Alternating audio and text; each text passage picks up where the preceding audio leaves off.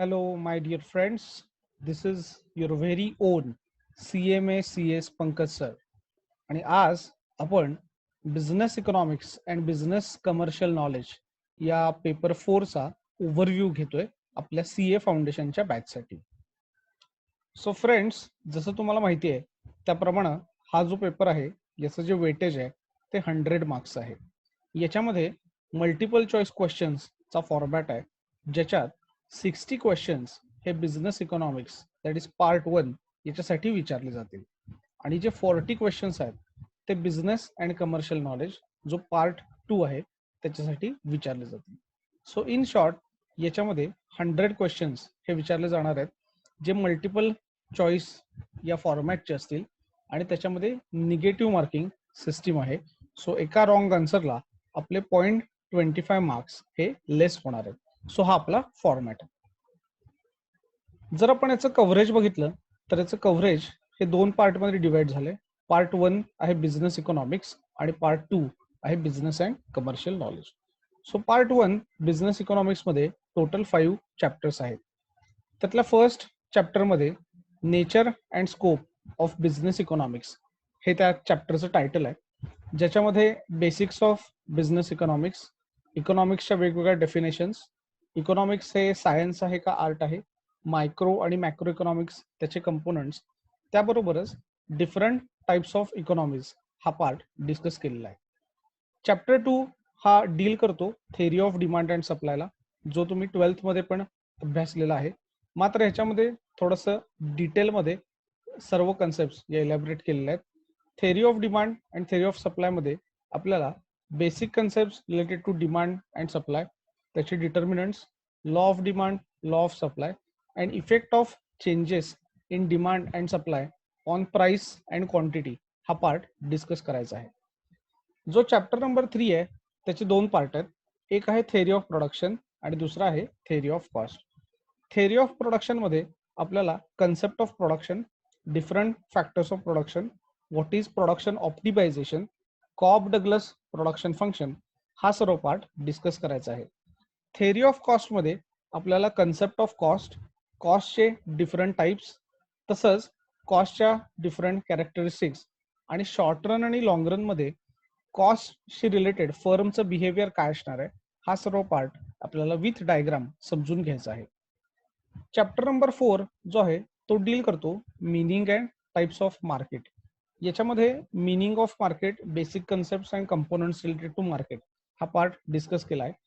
तसंच total 5 market structures ही तर discuss केलेली आहेत, ज्याच्यामध्ये फर्स्ट आहे परफेक्ट कॉम्पिटिशन, दुसरा आहे प्युअर कॉम्पिटिशन, तिसरा आहे मोनोपॉली, चौथा आहे मोनोपॉलिस्टिक कॉम्पिटिशन आणि पाचवा आहे ऑलिगोपॉली.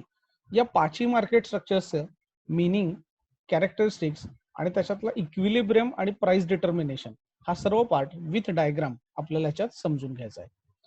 जो चॅप्टर नंबर 5 आहे तो बिझनेस सायकल्स हे त्याचं टायटल आहे, ज्याच्यामध्ये meaning of business cycle, nature of business cycle, different phases of business cycles and how to take rational decisions by considering the business cycles हा सर्व पार्ट याच्यामध्ये डिस्कस केला. सो इन शॉर्ट, पार्ट 1 मध्ये total 5 chapters आहेत, ज्याच्यावरती 60 multiple choice questions हे आपल्याला विचारले जातील. जो पार्ट 2 आहे तो डील करतो बिझनेस अँड कमर्शियल नॉलेज बरोबर. त्यातला फर्स्ट चॅप्टर आहे introduction to business and commercial knowledge. So याच्यामध्ये बिझनेस आणि बिझनेस कमर्शियल नॉलेज याच्याशी रिलेटेड जो इंट्रोडक्टरी पार्ट आहे तो डिस्कस केलाय. त्याबरोबरच importance of BCK for chartered accountants हा देखील पार्ट याच्यामध्ये डिस्कस केलेला आहे. जो चॅप्टर 2 आहे तो डील करतो बिझनेस एन्व्हायरमेंट. सो असे कोणते फॅक्टर्स आहेत इंटरनल आणि एक्सटर्नल ज्याचा आपल्या बिझनेसवरती परिणाम होतो. सो ते इंटरनल आणि एक्सटर्नल कोणते फॅक्टर्स आहेत याचं डिटेलमध्ये डिस्कशन या चॅप्टरमध्ये केलेलं आहे. त्याबरोबरच political factors, economic factors, social factors, technological factors, legal factors आणि एन्व्हायरमेंटल फॅक्टर्स याचा आपल्या बिझनेसवरती होणारा परिणाम पण याच्यामध्ये डिस्कस केला आहे. जो चॅप्टर नंबर 3 आहे तो एक फॅक्च्युअल इन्फॉर्मेशन बेस्ड असा चॅप्टर आहे, जो प्युअर मेमरी बेस्ड आहे. सो बिझनेस ऑर्गनायझेशन्स हे त्या चॅप्टरचं टायटल आहे, ज्याच्यामध्ये आपल्याला इंडियन आणि ग्लोबल कंपनीजचा अनालिसिस दिलाय. सो या सर्व इंडियन आणि ग्लोबल कंपनीज या कधी एस्टॅब्लिश झाल्या, त्या कोणत्या सेगमेंटमध्ये काम करतात, त्यांचा वर्ल्ड वाईड प्रेझेन्स किती आहे, त्यांचे फायनान्शियल्स कसे आहेत, त्याचबरोबर त्यांच्यात की मॅनेजल पर्सोनेल म्हणून कोण लोक काम करतायत. सो हा सर्व पार्ट याच्यामध्ये डिस्कस केलेला आहे. मल्टिपल चॉईस क्वेश्चनच्या दृष्टीनं हा अतिशय महत्वाचा टॉपिक आहे. चॅप्टर नंबर 4 आहे government policies for economic and business growth. So याच्यामध्ये मेनली LPG मॉडेल हे डिस्कस केलेलं आहे. त्याबरोबरच वेगवेगळ्या पॉलिसीज ज्या गव्हर्नमेंटनं अंडरटेक केल्यात for the purpose of business growth, हा सर्व पार्ट याच्यामध्ये डिस्कस केलेला आहे. चॅप्टर नंबर 5 हा डील करतो की अशा कोणत्या फायनान्शियल आणि रेग्युलेटरी इन्स्टिट्यूशन्स आहेत ज्या बिझनेसला कॉम्प्लिमेंटरी म्हणून काम करतात. या टॉपिकचं नाव आहे ऑर्गनायझेशन्स फॅसिलिटेटिंग बिझनेस. सो याच्यामध्ये RBI, SIDBI, LIC, insurance regulatory development authority IRDA, SEBI, IFCI अशा अनेक संस्थांबद्दलची बेसिक इन्फॉर्मेशन ही शेअर केलेली आहे. जो लास्ट टॉपिक आहे या पार्ट मधला त्याचं नाव आहे कॉमन बिझनेस टर्मिनॉलॉजी.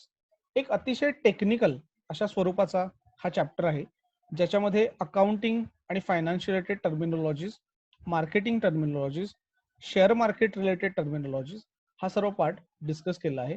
सो लक्षात ठेवायला थोड्याशा ट्रिकी अशा टर्मिनॉलॉजीज त्याच्यामध्ये डिस्कस केल्यात, पण एक्झाम पॉईंट ऑफ व्ह्यूनं हा जो चॅप्टर आहे हा महत्वाचा आहे. सो अशा प्रकारे पार्ट 1 आणि पार्ट 2 मध्ये टोटल 100 मार्क्सचा जो पेपर आहे तो आपल्याला येणार आहे.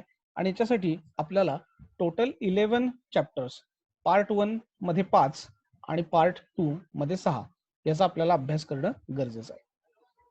सो आता आपण बघूया की ब्रिलियंट मध्ये आपण असं काय वेगळं करणार आहे की ज्याच्यामुळे आपल्याला बेस्ट रिझल्ट मिळतील. सो मी 2012 पासून ब्रिलियंट प्रोफेशनल अकॅडमी मध्ये इकॉनॉमिक्स हा सब्जेक्ट शिकवतो. सो इथं आपण काय करतो तर इथं आपण फोकस करतोय इंटरॅक्टिव्ह टीचिंग आणि लर्निंग वरती, ज्याच्यामुळं आपल्या 100% कन्सेप्ट या क्लिअर होतील. सो मी तुम्हाला गॅरंटी देतो की आपल्या मॉड्यूलमध्ये ज्या कन्सेप्ट डिस्कस केल्या आहेत त्यातली एकही कन्सेप्ट ही अनडिस्कस्ड आणि अनअटेंडेड ही माझ्याकडून राहणार नाही. सो आपण इंटरॅक्टिव्ह टीचिंग आणि लर्निंग करतोय, त्यामुळे आपल्याला नक्कीच सर्व कन्सेप्च्युअल क्लॅरिटी ही मिळेल. दुसरी गोष्ट अशी आहे की आपण एक अतिशय चांगल्या कॉम्प्रिहेन्सिव्ह अशा नोट्स या बनवलेल्या आहेत. सो आपल्या मॉड्यूलला कॉम्प्लिमेंटरी अशा स्वरूपाच्या या नोट्स आहेत. सो मॉड्यूल प्लस नोट्स असं जर आपण रीड केलं तर आपल्या सर्व कन्सेप्ट या चांगल्या पद्धतीनं मेमराईज व्हायला त्याला मदत होणार आहे. त्याबरोबरच आपण इथं ample practice of multiple choice questions पण करून घेतो. जर तुम्ही तुमचं मॉड्यूल हे केअरफुली बघितलं तर त्याच्यामध्ये अराउंड 500 क्वेश्चन्स आहेत. त्याबरोबरच आपण तुम्हाला एक 1200 क्वेश्चन्स असलेली एक क्वेश्चन बँक ही देणार आहे. So that makes 1700 questions. हे 1700 क्वेश्चन्स जर तुम्ही व्यवस्थित सॉल्व्ह केले तर तुमचा सर्व डिफिकल्टीज याच्यामधून क्लिअर होतील आणि एक ॲम्पल प्रॅक्टिस होईल जी तुम्हाला नक्कीच इकॉनॉमिक्स मध्ये चांगला स्कोर करण्यासाठी हेल्प करेल. त्याबरोबर मी आता एक वेगळी क्वेश्चन बँक सुद्धा कंपाईल करतोय जी त्या 1700 क्वेश्चन्स मध्ये कव्हर झालेली नाहीये. सो ते पण कदाचित 300 ते 400 क्वेश्चन्स मी तुम्हाला शेअर करणार आहे.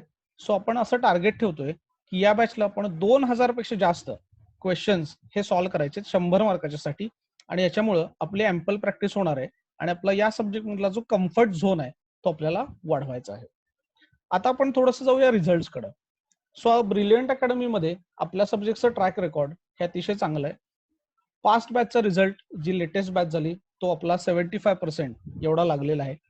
पास्ट बॅचचा टॉपर आपले एक स्टुडंट आहे साक्षी कामिरे, जिने 84 मार्क्स सिक्युअर करून या सब्जेक्टमध्ये फर्स्ट रँक हा मिळवलेला आहे. लास्ट बॅचला अराउंड 50% स्टुडंट्सनी या पेपरमध्ये 60 पेक्षा जास्त मार्क्स हे स्कोर केलेले आहेत. त्याबरोबरच अराउंड 60% लोकांनी या पेपरमध्ये 50 पेक्षा जास्त मार्क्स हे सिक्युअर केले आहेत. सो या बॅच कडून पण आपल्याला चांगल्या एक्सपेक्टेशन्स आहेत. सो या बॅच साठी आपण टार्गेट्स थोडेसे हाय सेट करतोय. आपलं पहिलं टार्गेट असं आहे की 100% रिझल्ट फॉर पेपर 4.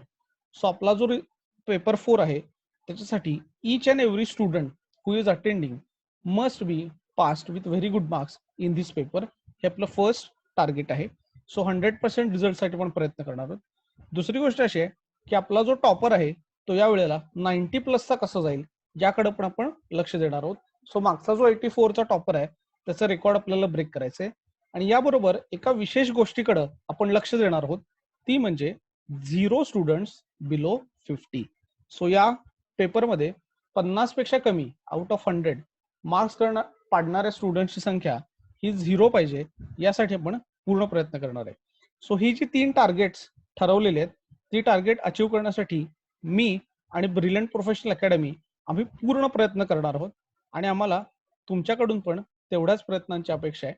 जर आपण दोघांनी एकत्र चांगलं काम केलं तर आपण नक्कीच बेस्ट रिझल्ट्स अचीव करू शकू and together we will make it really big.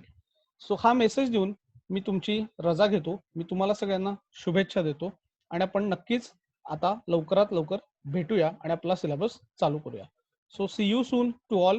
Stay happy, stay blessed. Go corona, corona go. Thank you.